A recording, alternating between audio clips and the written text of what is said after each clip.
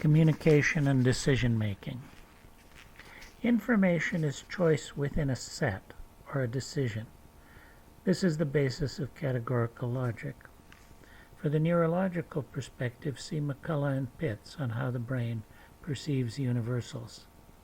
The categorical nature of information allows for dialectical logic, thesis, antithesis, synthesis, and an increasingly differentiated perception, hard, medium, soft. Communication is the translation of choices in one medium into choices in another medium. Letters are messages in the medium of the alphabet. Dots and dashes are messages in the medium of Morse code. Pulses are messages in the medium of electricity. Since information is a decision, it can also function as a command or program. For example, translating the alphabet into Morse code, A equals dot dash, or the alphabet into binary, A equals 0000000. These logical commands can also function as a sorting process. Communication, because it is a process of translation, creates symbolic relationships. Communication can be a series of symbolic translations. Thus, words are symbolized by letters of the alphabet, which are symbolized by Morse code, which are symbolized by electrical pulses.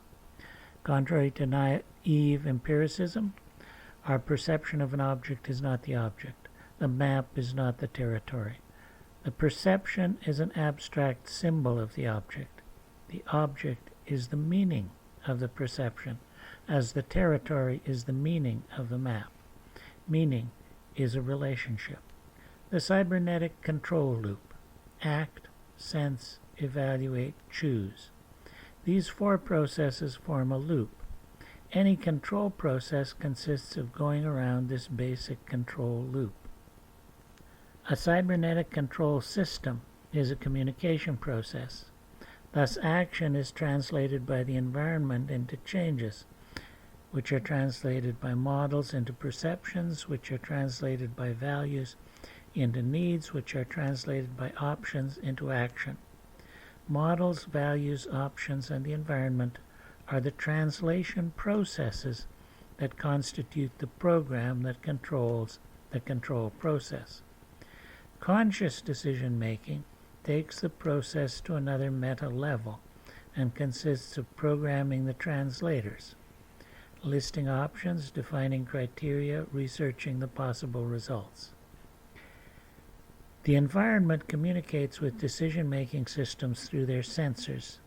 The object in the environment forms the medium into a message. Thus, the frog turns light into color and turns chemicals into a scent. The decision system's sensor translates the message into a perception.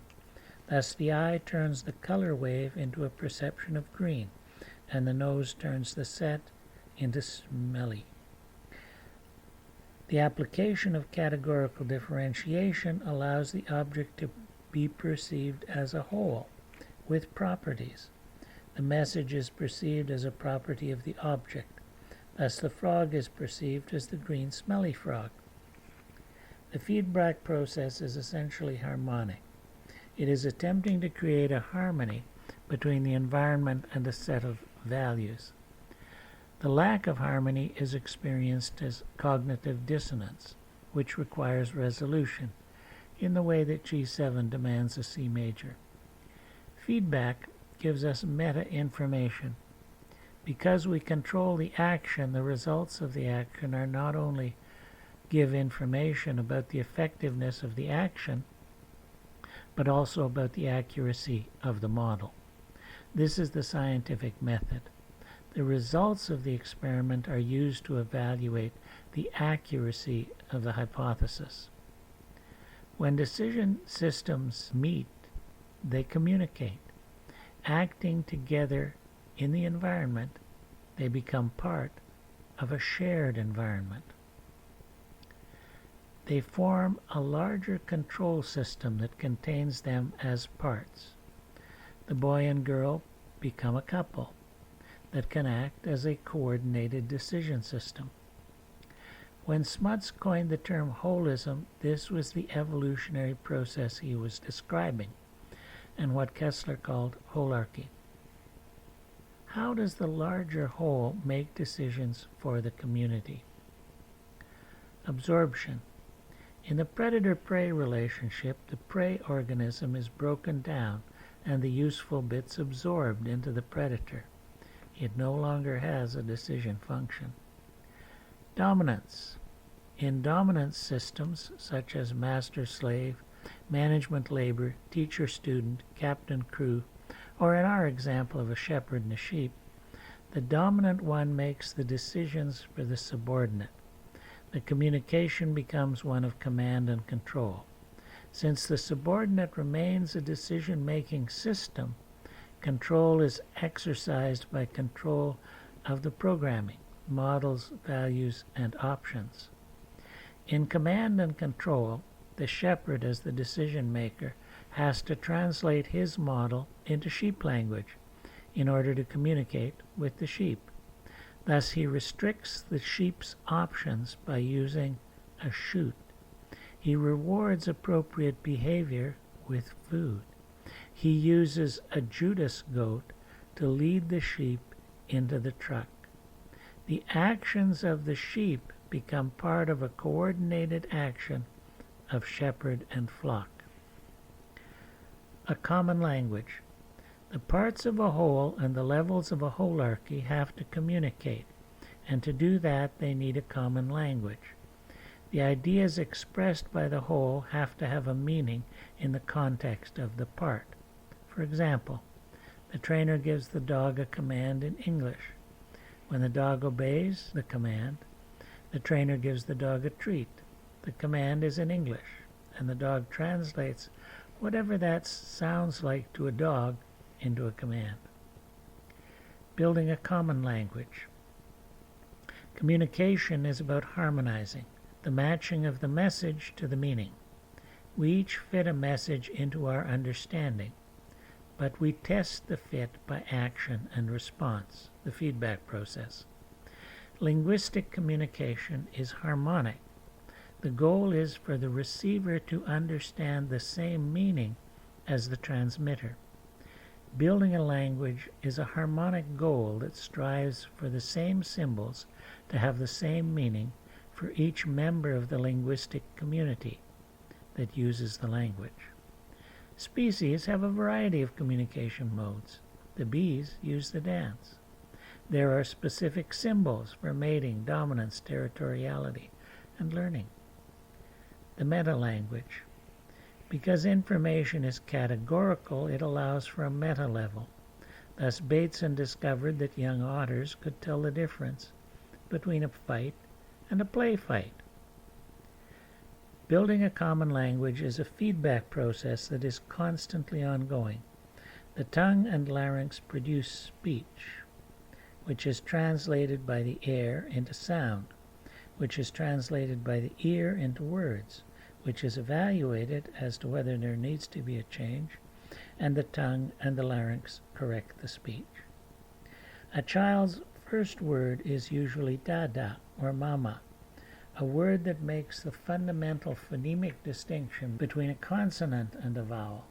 Contrary to popular opinion, a phoneme is not a sound, but a set of distinctions between sounds.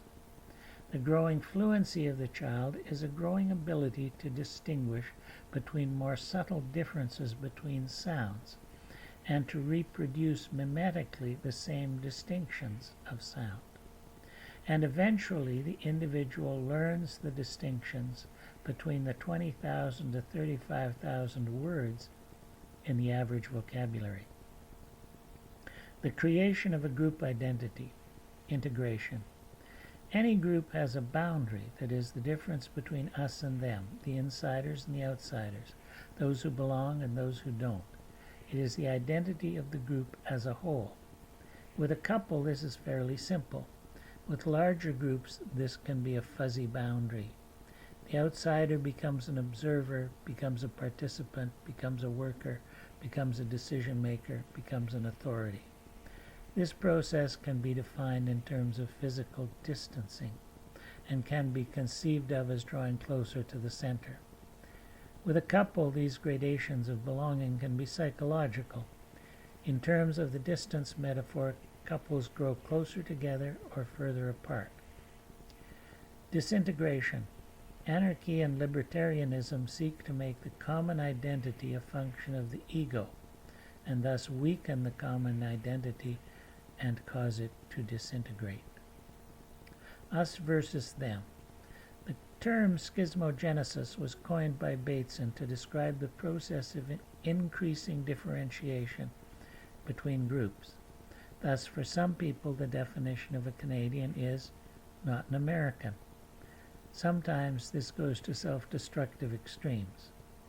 Because the difference is a part of the identity, the boundary becomes very rigid. One of the commonest expressions of this is in racism. Corporate decision maker. The individual members will combine their individual models, values, and skills to create a corporate model, corporate values, and a corporate skill set in order to achieve cooperative action.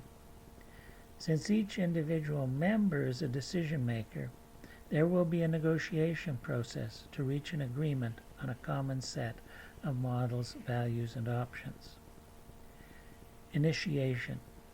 Once there is a set of common models, values, and options, then the introduction of a new member will be a process of initiation, where the models, values, and options of the new member have to match with those of the community.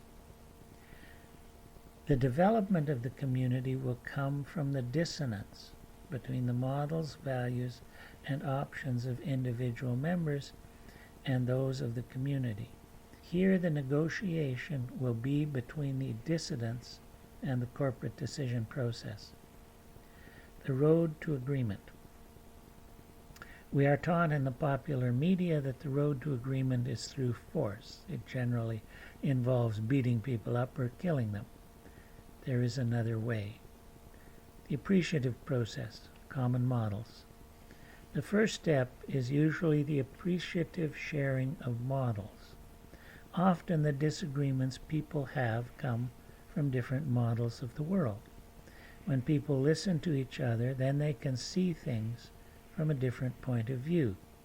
It creates a common model of the world that contains both points of view. The influence process, building common values.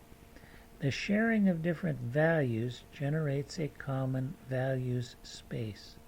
It expands the range of considerations that the group has to recognize if a common value is to be reached. The control process, building common actions. Once there is a shared model and a common set of values, then the alternatives available can be assessed in a way that recognizes the needs of each member of the community. Leadership. The agreement gives the group authority and the individual's responsibilities. England expects this day every man to do his duty. But the individuals are decision makers and must respect the authority.